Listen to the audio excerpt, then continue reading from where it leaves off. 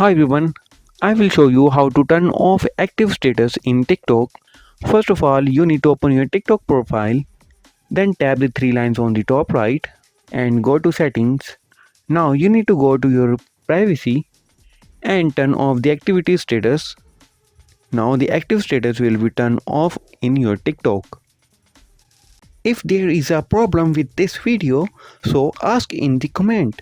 Any problem related to social media and internet, let us know in the comment bar so we can make a video on it.